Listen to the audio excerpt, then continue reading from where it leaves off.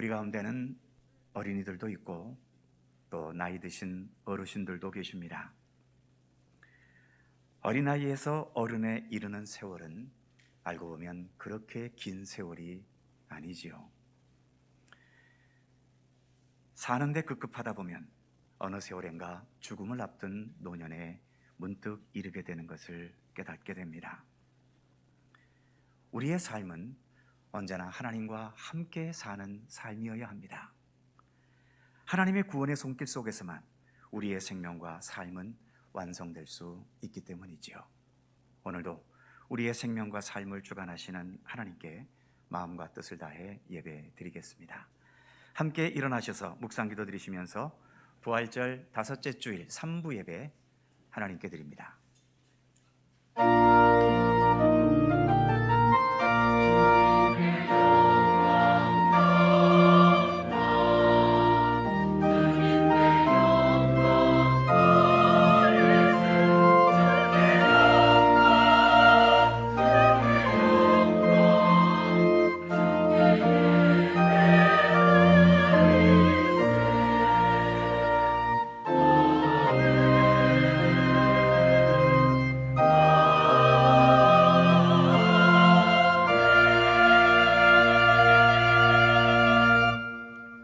수고하고 무거운 짐진 자들아 다 내게로 오라.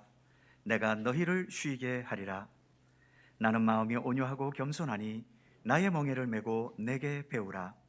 그리하면 너희 마음이 쉼을 얻으리니 이는 내 멍에는 쉽고 내 짐은 가벼움이라 하시니라. 아멘. 말씀으로 세상을 창조하시고 크신 섭리로 역사와 우리 모든 인생들을 주관하시는 하나님, 주께서 택하신 백성들을 오늘도 주 앞으로 불러주시고 이 전에서 예배하게 하심을 감사드립니다.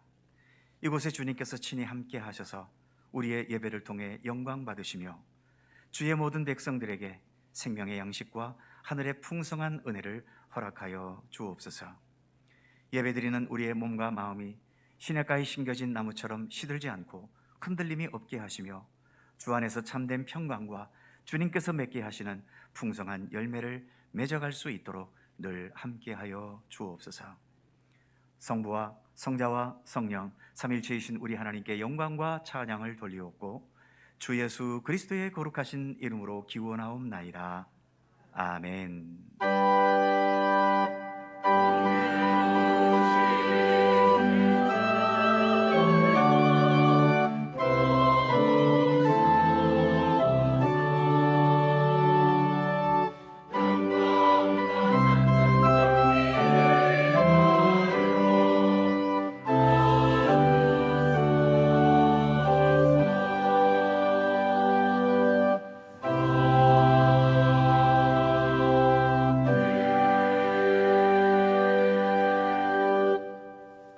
찬송 21장입니다.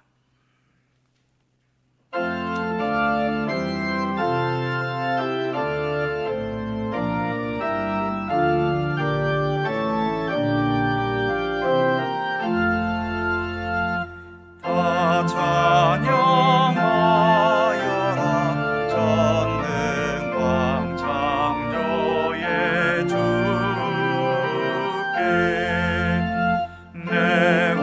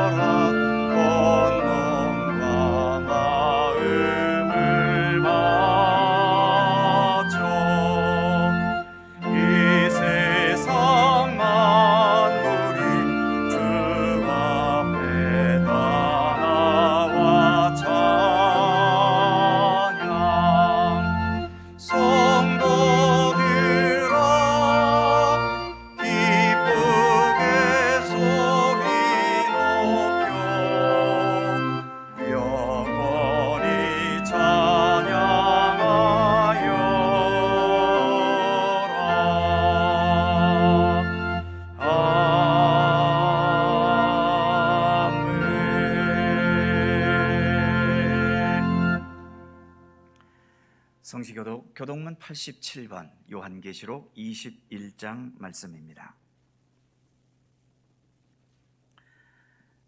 우리 하나님의 말씀을 함께 교독합니다. 또 내가 새 하늘과 새 땅을 보니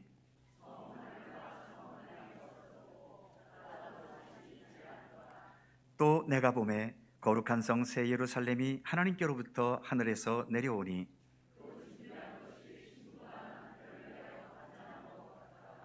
내가 들으니 보좌에서 큰 음성이 나서 이르되 하나님이 그들과 함께 계시리니 그들은 하나님의 백성이 되고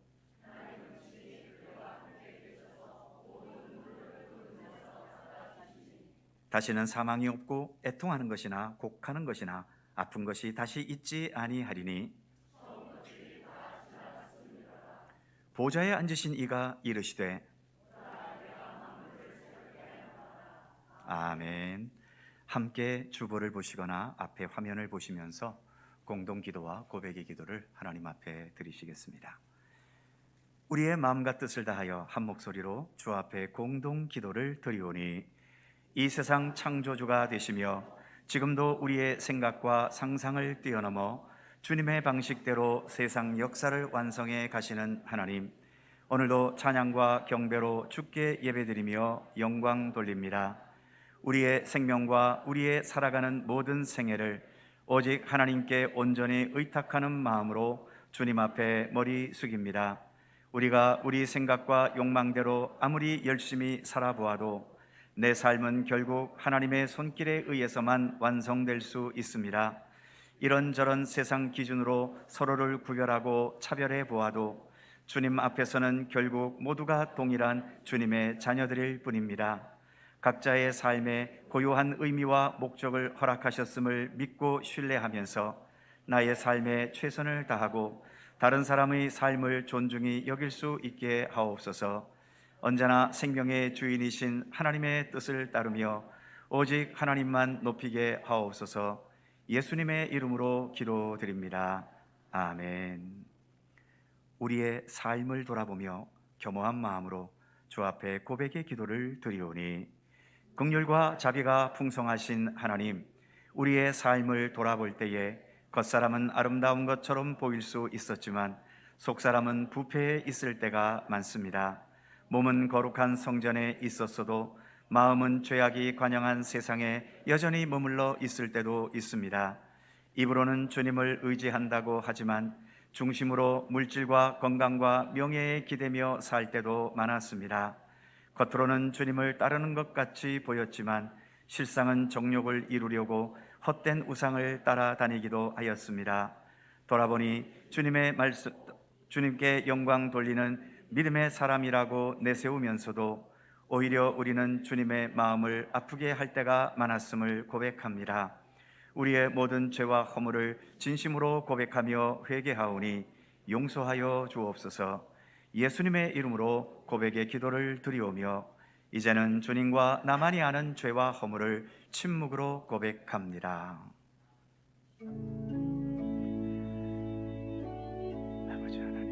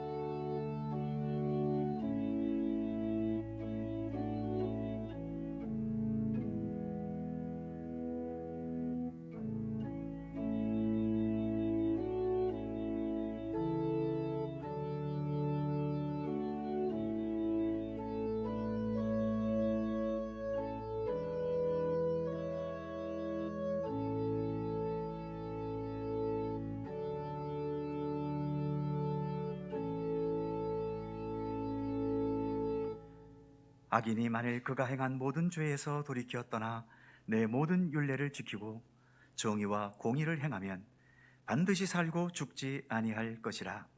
그 범죄한 것이 하나도 기억함이 되지 아니하리니 그가 행한 공의로 살리라. 아멘. 우리들의 신앙을 사도신경으로 고백하오니 나는 전능하신 아버지 하나님 천지의 창조주를 믿습니다. 나는 그의 유일하신 아들 우리 주 예수 그리스도를 믿습니다.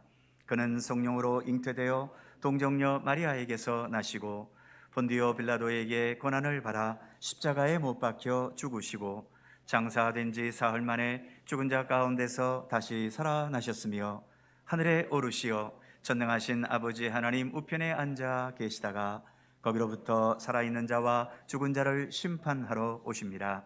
나는 성령을 믿으며 거룩한 공교회와 성도의 교제와 용서받는 것과 몸의 부활과 영생을 믿습니다.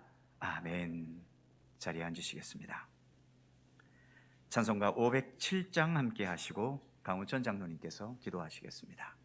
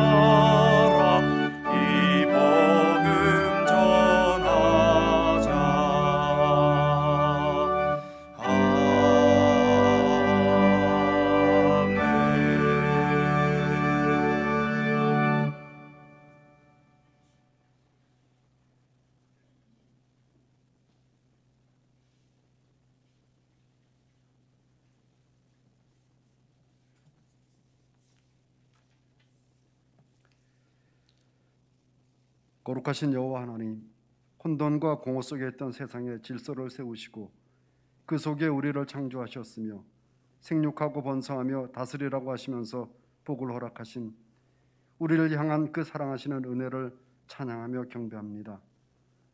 창조하시던 때뿐만 아니라 지금도 여전히 우리를 사랑하시는 놀라운 은총을 감사드립니다.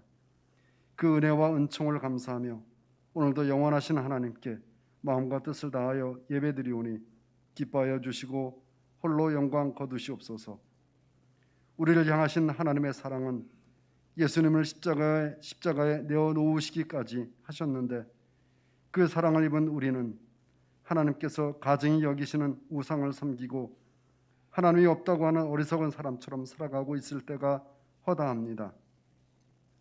말씀이 우리를 위로한다고 생각되면 받아들이고 우리의 그릇된 행실을 질책한다고 생각되면 외면하는 게 우리의 모습입니다. 지난 한 주간도 수없이 그런 삶을 살았습니다. 이렇게 하나님의 말씀까지도 감탄고토하는 우리의 죄를 회개합니다. 우리를 불쌍히 여겨 주옵소서. 그리고 긍휼을 베풀어 주시옵소서. 전능하신 하나님, 계속되고 있는 우크라이나의 전쟁이 그들의 평화를 깨뜨리고 공포와 고통이 난무하는 세상이 되게 했습니다. 도시가 파괴되고 인권이 유린되는 회복이 가능할지도 모를 상황이 계속되고 있사온데 하나님 아버지, 그들을 불쌍히 여기사 하나님께서 주시는 평화가 그 땅에 회복의 은혜로 주어지길 간절히 기도드립니다. 이와 더불어 간구하옵기는 북한에서도 연일 미사일을 쏘아 올리며 위험천만한 행동을 서슴지 않고 있어 우리 역시 불안하기만 합니다. 하나님이여, 우리를 도우사 이 나라의 평화가 안전하도록 지켜주시옵소서. 하나님 아버지, 새 정부와 함께해 주옵소서. 백성들의 마음을 읽고 백성을 위한 행정을 꾀할 수 있도록 지혜와 명철을 더하여 주옵소서. 말로만의 소통과 통합이 아닌 가치 있는 소통과 통합을 이루는 정부가 되도록 도와주시옵소서. 하나님 아버지, 오늘도 그리스도인의 증인으로 살아가는 선교사들과 함께하사 그들의 권능이 되어주시길 원합니다. 그리고 북한을 위한 여러 사역 위에도 함께하여 주옵소서. 특별히 지금 북한에 코로나가 급속히 확산되는 상황이라고 하는데 이를 돕기 위해 손길이 많게 하시고 또한 도움의 손길이 있을 때 이를 거부하지 않도록 저들 지도자의 마음을 주장하여 주옵소서. 아울러 간과옵기는 우리 중에 병약한 이들과 힘겹게 투병 생활을 이어가는 성도들, 그리고 마음의 상처로 갈 곳 몰라 힘겨워하는 성도들도 있습니다. 치료하시고 위로하시는 여호와 하나님의 은혜를 경험하도록 도와주옵소서. 오늘도 하나님의 말씀을 증거하기 위해 세우신 목사님을 하나님의 강한 팔로 붙드시고 성령의 능력을 더하여 주옵소서. 살아서 역사하시는 말씀을 우리 모두가 경험하게 하여 주옵소서. 이 시간에도 예배를 돕는 손길이 있습니다. 그들을 기억하여 주시고 찬양대의 찬양을 기뻐 받아 주옵소서. 감사드리며 예수님의 이름으로 기도드립니다. 아멘. 하늘에 계신 우리 아버지, 아버지의 이름을 거룩하게 하시며 아버지의 나라가 오게 하시며 아버지의 뜻이 하늘에서와 같이 땅에서도 이루어지게 하소서. 오늘 우리에게 일용할 양식을 주시고 우리가 우리에게 잘못한 사람을 용서하여 준 것 같이 우리 죄를 용서하여 주시고 우리를 시험에 빠지지 않게 하시고 악에서 구하소서. 나라와 권능과 영광이 영원히 아버지의 것입니다. 아멘.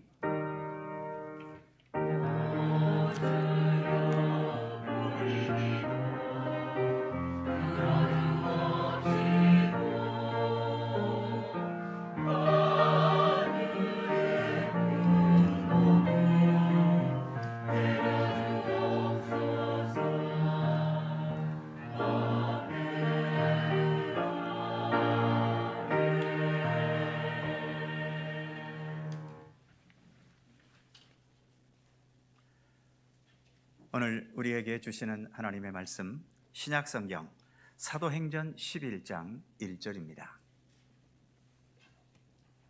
신약성경 206면 사도행전 11장 1절에서 18절까지의 말씀입니다.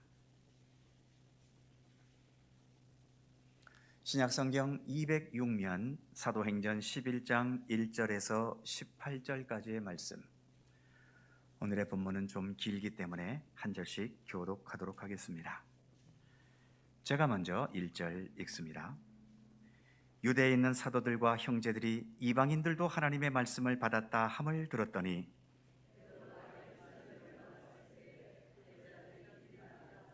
이르되 네가 무할례자의 집에 들어가 함께 먹었다 하니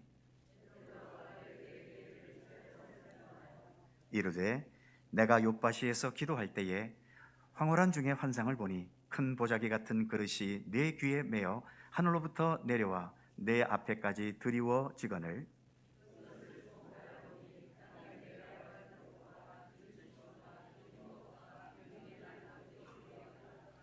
또 들으니 소리 있어 내게 이르되 베드로야 일어나 잡아 먹으라 하거늘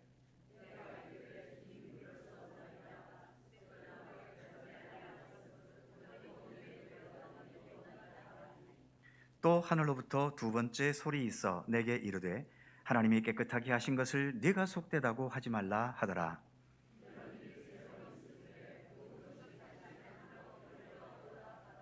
마침 세 사람이 내가 유숙한 집 앞에 서 있으니 가이사랴에서 내게로 보낸 사람이라.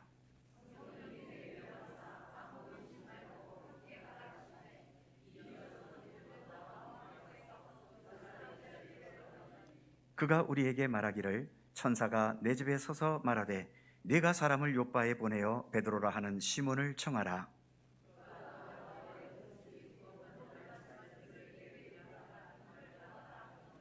내가 말을 시작할 때에 성령이 그들에게 임하시기를 처음 우리에게 하신 것과 같이 하는지라.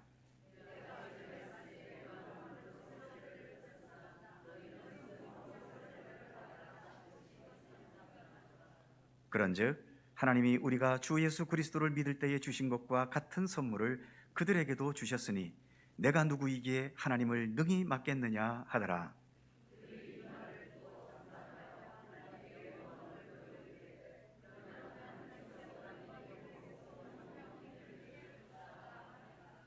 아멘. 오늘도 이 말씀 속에서 주님의 크신 은혜가 함께 하실 것을 믿습니다. 갈릴리 찬양대 찬양하겠습니다.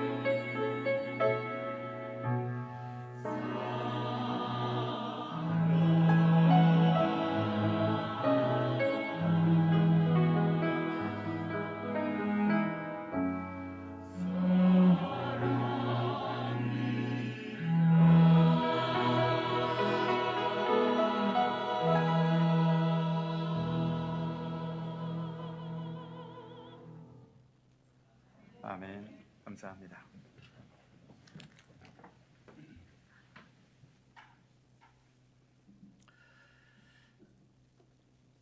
우리는 예수 그리스도를 믿고 의지하고 따르는 기독교 신앙의 길을 가고 있습니다. 예수님께서 이 세상에 오시기 전에는 당연히 기독교가 아니라 구약 성경만을 믿는 유대교였죠. 유대교는 유대라는 명칭이 들어가 있는 것처럼 유대인들만 믿던 유대인들만의 신앙이었습니다. 그래서 유대교회는 유대인이 아닌 이방인들에게 말씀을 전하고 선교한다는 개념이 없었지요. 지금도 유대교는 그렇습니다. 그런데 이 땅에 오신 예수님께서 모든 사역을 마치신 후에 하늘로 승천하시기 전에 제자들에게 마지막 유언처럼 부탁하신 말씀이 있습니다.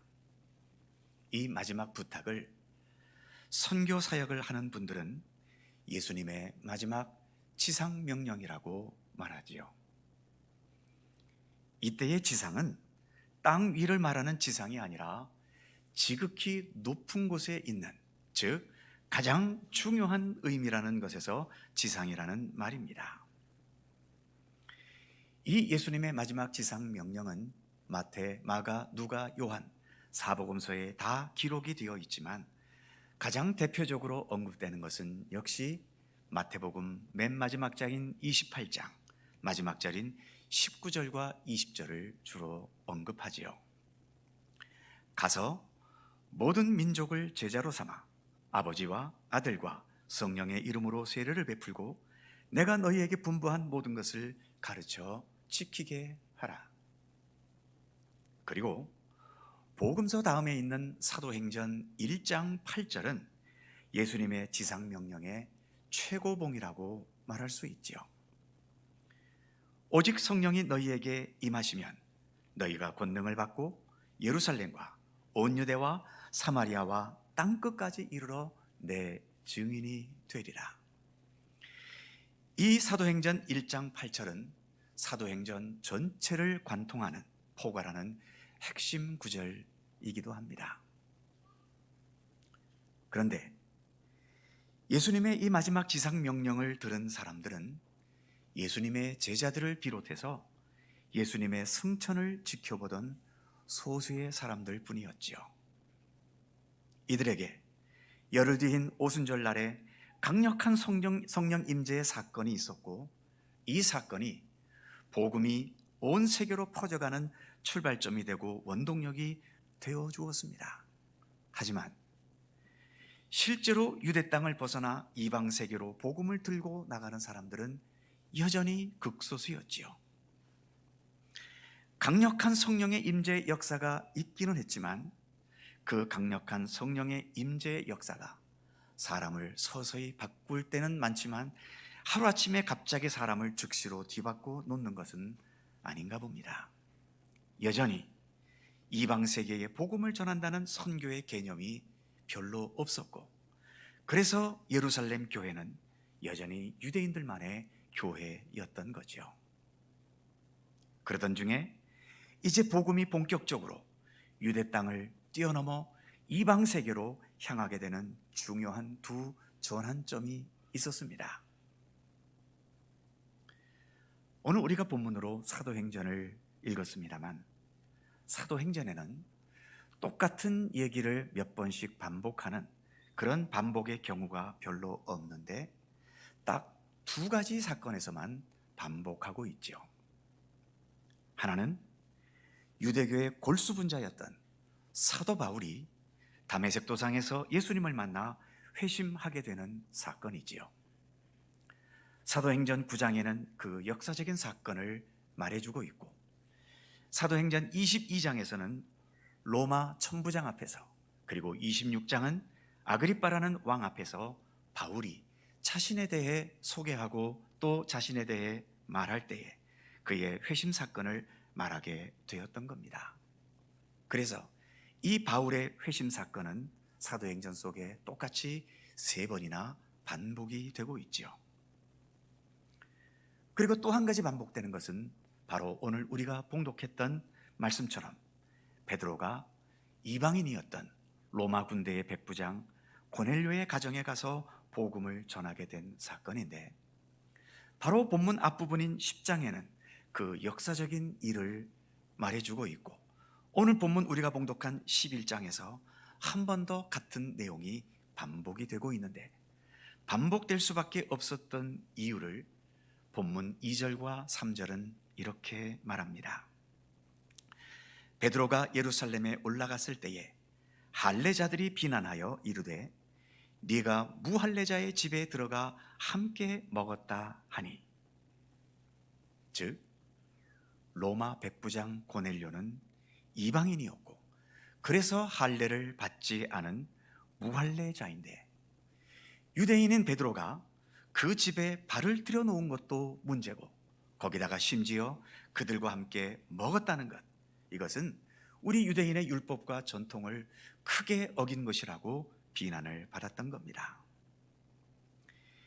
여기서 말하는 할례자들은 베드로처럼 예수를 믿는 유대인들인데도 예수를 믿고 있으면서도 여전히 유대교의 율법과 전통에서 벗어나고 있지를 못했던 겁니다. 그래서 베드로가 이처럼 이방인과 함께 어울려 머물고 먹은 것에 대해서 비난을 하게 되었던 거죠. 베드로는 내가 왜 고넬료의 집을 방문했고 그들과 함께 먹을 수밖에 없었는지를 설명해야만 했고, 그러다 보니 10장에서의 내용을 오늘 11장에서 베드로는 자기 입으로 한 번 더 반복하게 되었던 겁니다. 이렇게 한 성경 안에서 같은 내용이 두 번, 세 번 반복된다고 하는 것, 바로 이것은 중요한 의미를 지니고 있다는 것을 사도행전의 저자가 말하려 하는 것이겠지요. 예수님의 지상 명령대로 복음이 예루살렘과 유대인을 뛰어넘어서 이방인의 세계까지 향했던 그 중요한 전환점, 바로 그것이 이방인을 위한 선교사가 되었던 바울의 회심과 그리고 베드로가 고넬료 가정을 방문한 일이었음을 사도행전은 말해주고 있는 겁니다.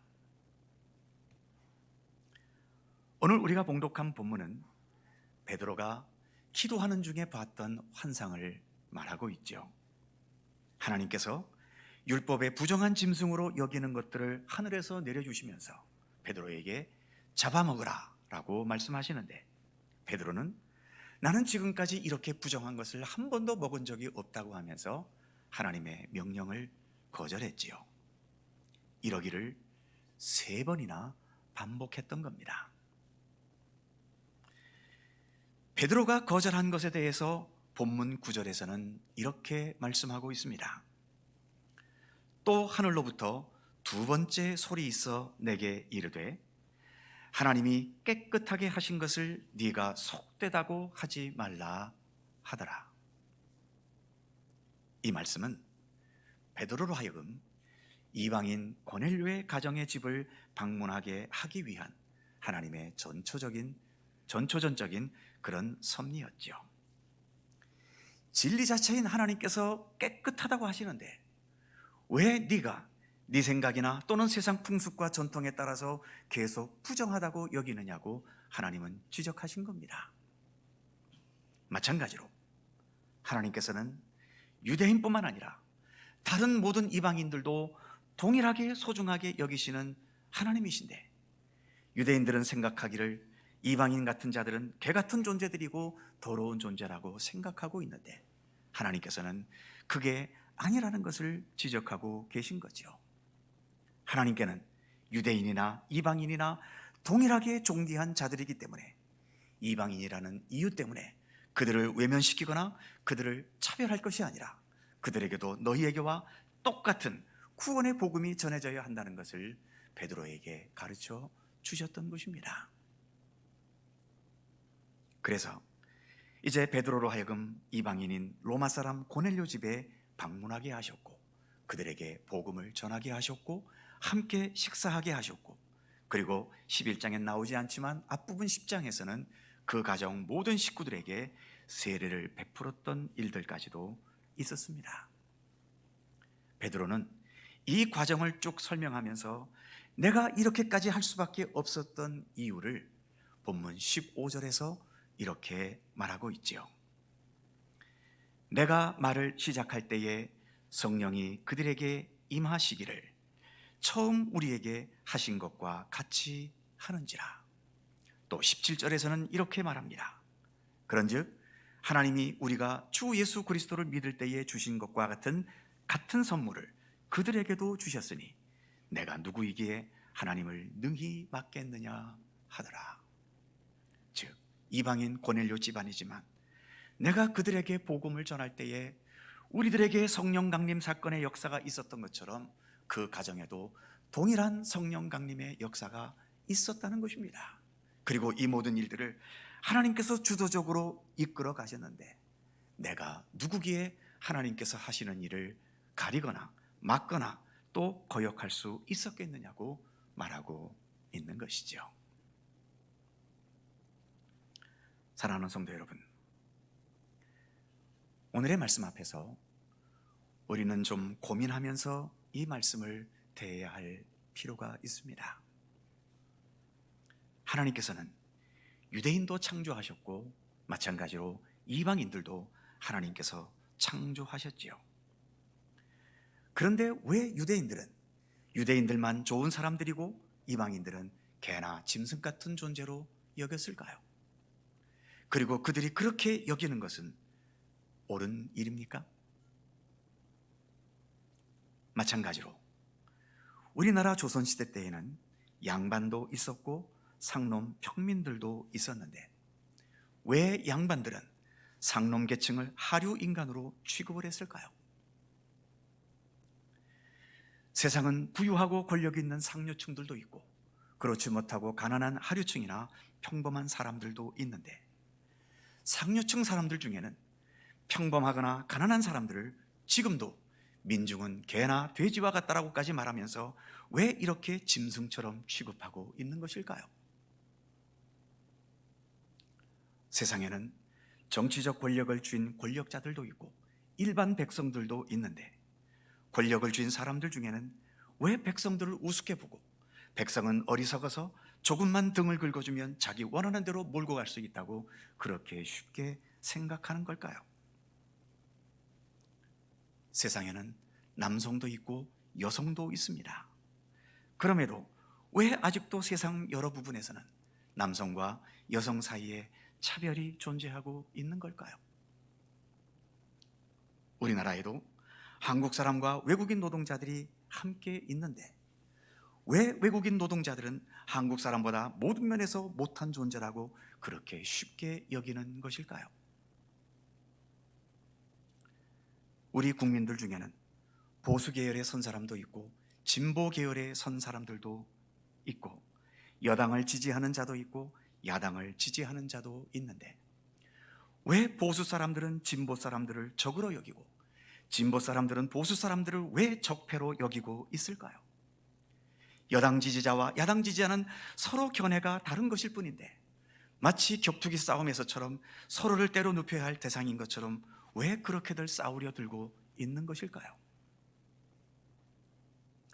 서울 인류대 출신과 지방 이름 없는 대학의 출신은 단지 학업 성적의 차이 때문에 그런 건데 왜 인간의 종자 자체가 다른 것처럼 그렇게 여기고 있는 것일까요? 교회 안에서 직분자나 일반 성도나 각자의 위치와 책임이 다른 것일 뿐인데 왜 직분을 신앙의 계급이나 특권처럼 생각하는 경향들이 있을까요? 지체나 정신이나 지능에 장애가 있는 분들은 불리한 삶의 조건을 안고 있기 때문에 오히려 더 보호받고 더 배려해 줘야 할 대상들인데 가끔 왜 우리는 죄인처럼 취급하는 때가 있을까요? 오늘 본문에서 유대인과 이방인을 동일하게 보시려는 하나님께서 지금 인간 세상의 역사 속에 있어 왔던 그리고 지금도 여전히 계속되고 있는 이런 첨예한 대립들과 이런 여러 가지의 크고 작은 차별들이 여전히 존재하고 있는 이 현실을 하나님께서는 과연 어떤 마음으로 바라보고 계실까요? 우리 인간의 좁은 생각과 판단과 편견을 벗어나지 못하면 세상에서는 여전히 이와 같은 첨예한 대립과 차별과 불공평함과 불공정함, 그리고 이로 인하여 원통함과 서러움의 눈물을 흘리는 일들은 끊임없이 일어날 수밖에 없을 겁니다. 우리는 기독교인들 아닙니까? 우리는 예수님의 십자가를 믿습니다. 예수님의 십자가는 종과 횡으로 되어 있다는 것을 여러 차례 들어보셨죠. 주종관계, 상하관계는 하나님과 우리 사람 사이의 관계입니다. 사람과 사람 사이의 관계는 횡적인 관계입니다. 즉, 우리 각자의 존재 가치와 생명과 삶의 가치는 동일하고 평등한 관계임을 의미해주고 있는 것 아니겠습니까? 우리가 예수를 믿는 이유가 여러 가지가 있지만 그 중요한 이유 가운데 하나는 세상에서의 시각과 가치관과 바라보는 관점에 묶이는 것이 아니라 예수님께서 보셨던 그 시각을 우리의 시각, 나의 시각으로 가지기 위해 오늘도 우리는 예수를 믿는 것 아니겠습니까? 오늘 베드로는 유대인이었기 때문에 여전히 유대인의 시각에서 묶여 있었지만 하나님께서 그를 고넬료의 가정으로 보내셨고, 그래서 고넬료 가정을 만나게 하시는 손길 속에서 하나님의 시각을 베드로는 새롭게 인식할 수 있었습니다. 그래서 지금까지 생각했던 것과는 달리 이방인들도 유대인들과 동일한 가치와 의미를 지닌다는 것을 하나님의 손길 속에서 깨닫게 되었던 것입니다. 안타까운 것은 본문에 베드로를 비난하던 유대인들, 이 유대인들도 베드로처럼 예수를 믿는 유대인들이면서도 예수님의 시각이 아닌 여전히 유대교의 시각을 벗어나고 있지를 못했다는 것입니다. 믿음의 길을 가고는 있지만 아직도 예수 중심의 올바른 믿음, 진실한 믿음에는 이르지 못한 모습을 보여주고 있는 거죠. 우리도 믿음의 길을 걸어가지만 아무 생각 없이 그냥 믿음의 길을 걷게 되면 이들처럼 나름대로는 잘 믿는다고 하지만 여전히 옳지 못하고 또 주님의 시선이 아닌 것에 시선을 두는 믿음에 빠질 위험성이 대단히 많이 있습니다. 물론 본문 마지막 절에 보게 되면 베드로를 비난했던 이 사람들도 베드로의 설명을 듣고 받아들이면서 같이 하나님을 찬미하고 이방인들을 받아들이게 되는 일이 있었다고 본문은 말하고 있는 거지요. 사랑하는 성도 여러분, 오늘은 교회력으로 부활절 5째 주일입니다. 부활이라는 것, 이것은 단지 생물학적으로 죽었다가 다시 살아나는 게 아니지요. 이전의 상태와는 전혀 새로운 차원의 생명으로 부활하는 것입니다. 즉, 부활신앙을 가진 사람들은 그래서 우리 인간의 육신적인 시각과 판단들을 하나하나 내려놓고 예수님께서 지니셨던 생명과 사랑과 평화의 안목을 가지려고 노력하게 되는 겁니다. 세상적인 판단 기준들을 하나하나 버리고 내려놓고 예수께서 세상을 바라보셨던 그 시각, 그리고 예수께서 여러 사람들을 바라보셨던 그 안목을 가지려고 노력하게 되는 거죠. 오늘 본문의 베드로도 유대인들만의 안목을 가지고 있다가 이방인을 향한 우리 하나님의 새로운 안목을 깨닫게 되면서 베드로도 이방인을 향한 그 새로운 안목이 열리게 된 것처럼 말입니다. 그러한 면에서 우리는 믿음의 길을 걸어가면서 언제나 예수님의 안목과 예수님의 시각과 예수님의 중심을 가지려고 노력해야 합니다. 그런 안목을 가질 수 있는 것이, 그런 예수님의 안목을 조금이라도 더 가질 수 있는 것이 우리로 하여금 날마다 새로운 삶을 살게 하는 원동력이 되기 때문인 것이고, 바로 그것이 예수 그리스도 중심으로 믿음의 길을 걸어가는 우리의 믿음의 길이 될 수 있기 때문입니다. 예수님은 우리에게 길과 진리와 생명이십니다. 나의 생각, 지금까지 내려왔던 전통, 지금 우리를 지배하고 있는 여러 사상이 길과 진리와 생명이 아닙니다. 그래서 우리는 이 세상 속에 살고 있지만 단순히 이 세상에 적응하는 것에 끝나는 것이 아니라 우리에게 참된 시각을 열어주시는 예수 그리스도를 바라보면서 그 예수님의 시각을 오늘도 배워가고 있는 것이죠. 이 믿음의 길을 언제나 변함없이 성실하게 걸어나가는 모든 성도들이 되실 수 있기를 기원합니다. 기도하겠습니다. 세상 모든 사람들을 공평과 정의와 평등으로 함께 하시는 하나님, 여전히 이 세상의 전통과 풍습과 가치관과 문화에 갇혀서 예수를 믿고는 있지만 여전히 예수님의 시각과 시선에서 멀어져 있는 우리들의 모습을 볼 때가 있습니다. 유대인의 시각에 머물렀던 베드로를 깨우쳐 주셨듯이 우리들도 예수 그리스도의 시각을 더 가질 수 있도록 우리를 깨우쳐 주시옵소서. 우리들을 통해서 우리의 시각과 믿음과 가치관이 변화되고 그래서 더 아름답고 평화로운 세상으로 우리가 변화시켜 갈 수 있도록 우리에게 힘과 능력을 더하여 주시옵소서. 예수님의 마음, 예수님의 중심, 예수님의 시선, 예수님의 안목을 우리 모두에게 풍성히 베풀어 주시옵소서. 감사드리며 우리 구주 예수 그리스도의 이름으로 기도하옵나이다. 아멘. 찬송 220장입니다.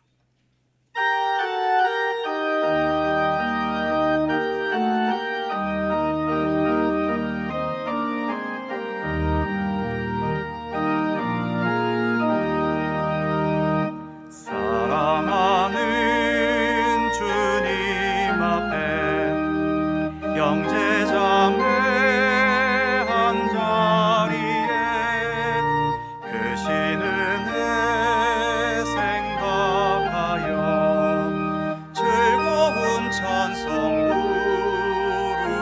부르네. 내 주 예수 오늘 받아 모든 사람 내 몸같이 환난 근심 위로하고 진실로 사랑하세. 사랑하는 주님 앞에 온갖 충성 담아줘서 괴로우나 즐거우나 주님만 힘써 섬기네. 우리 주님 거룩한 손 제자들의 발을 씻어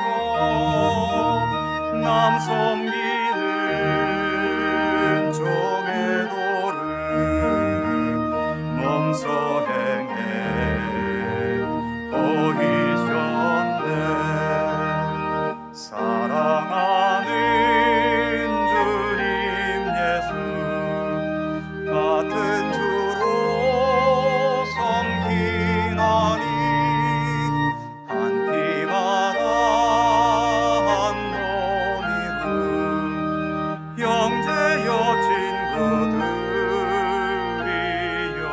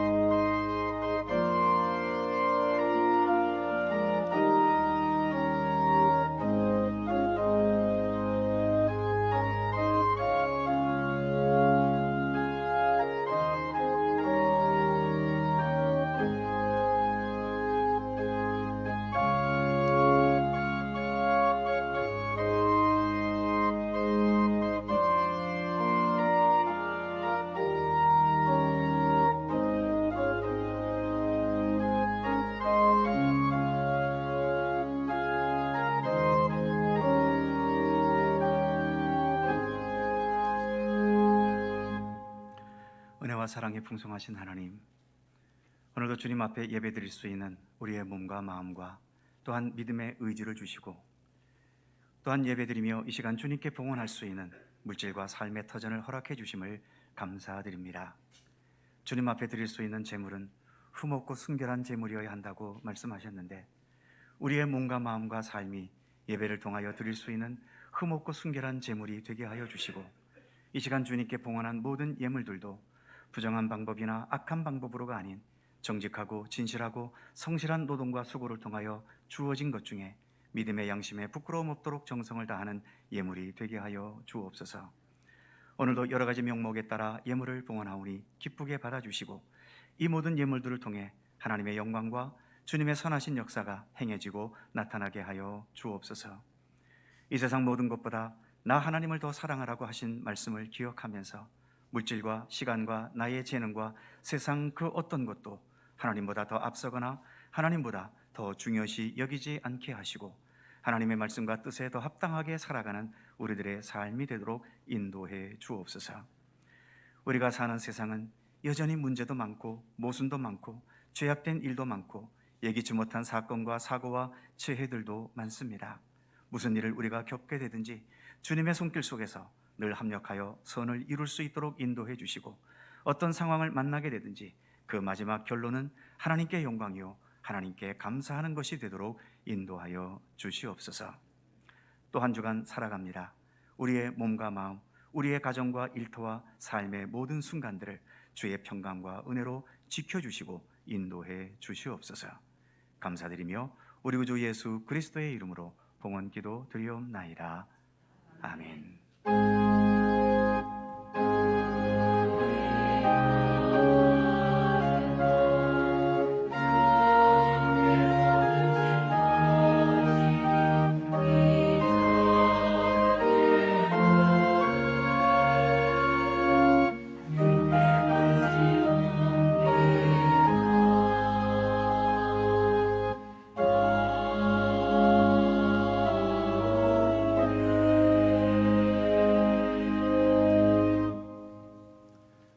오늘도 3부 예배 함께 하신 모든 성도님들, 또 영상으로 동참한 모든 분들에게도 주님의 은총과 평강을 기원합니다.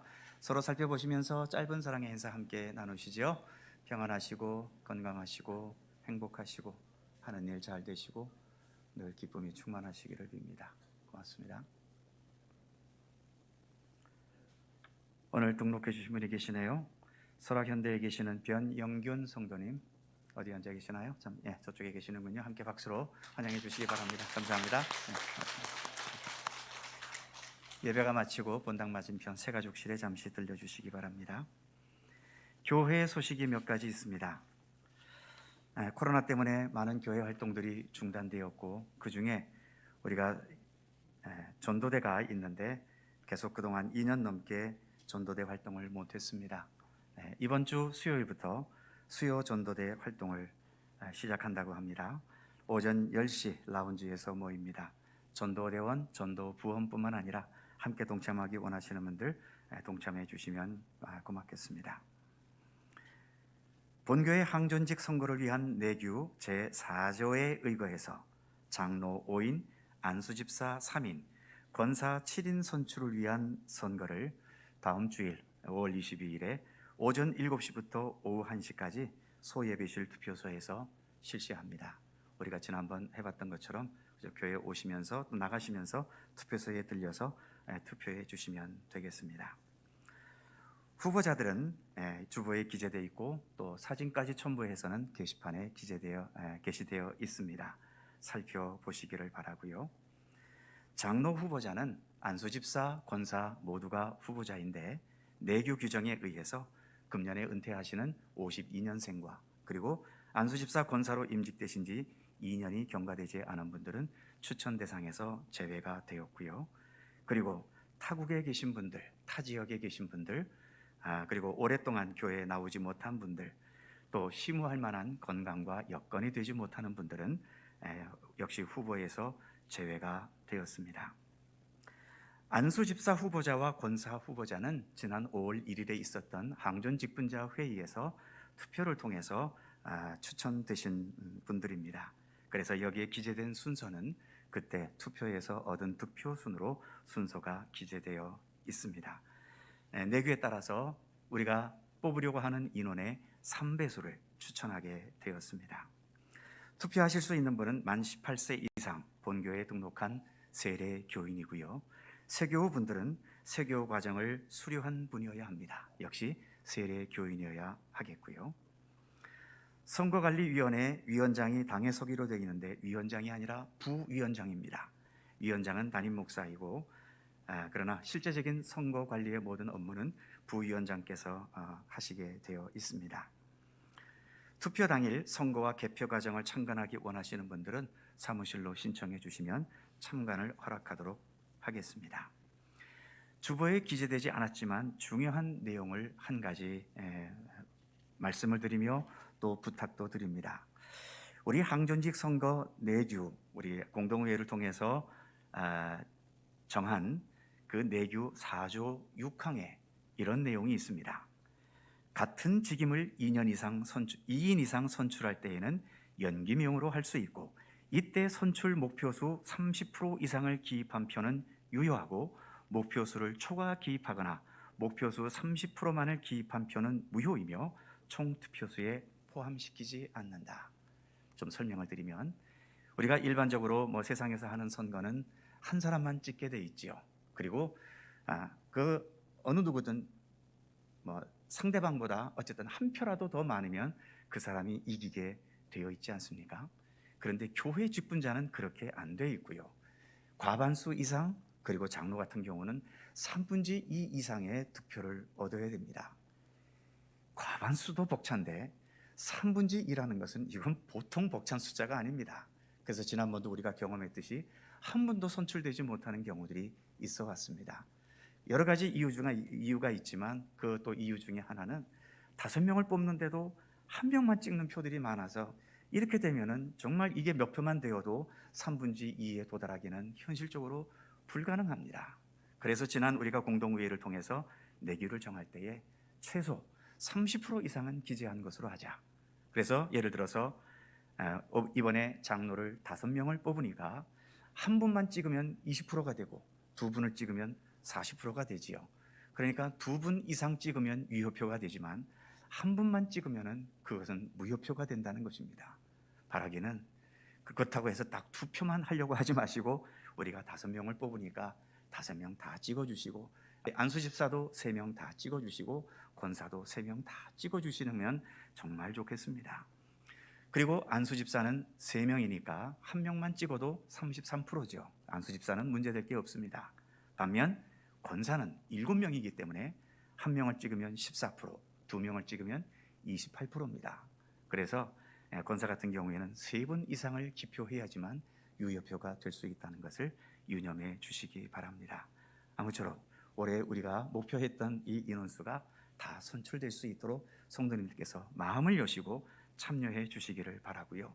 그리고 법적으로는 3차까지 투표를 하게 돼 있는데 이거 3번까지 가야 되겠습니까? 무슨 교회에 투표하러 옵니까? 그렇기 때문에 가장 바람직한 것은 1차 투표에서 다 결정될 수 있고, 어쩔 수 없을 때 2차를 통해서까지만 우리가 될 수 있도록 협력해 주시고, 3차까지는 제발 가지 않도록 여러 성도님들께서 협력해 주시기를 간곡히 부탁을 드립니다.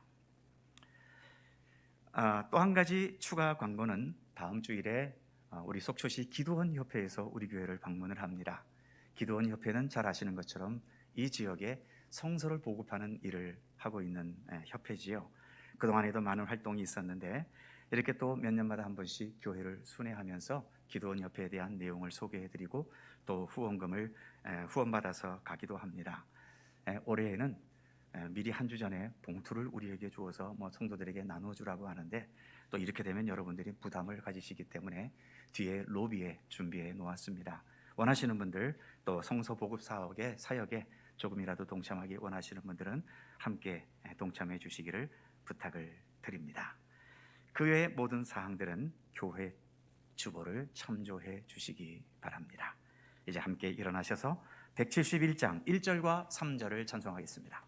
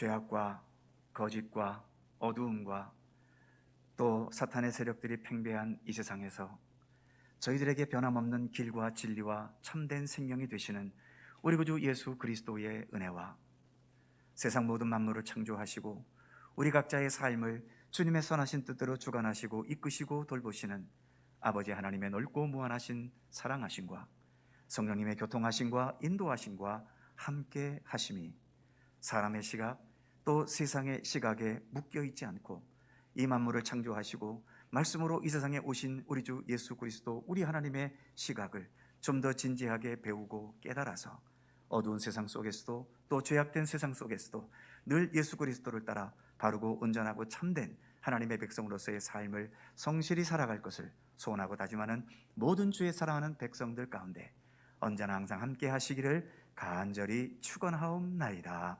아멘.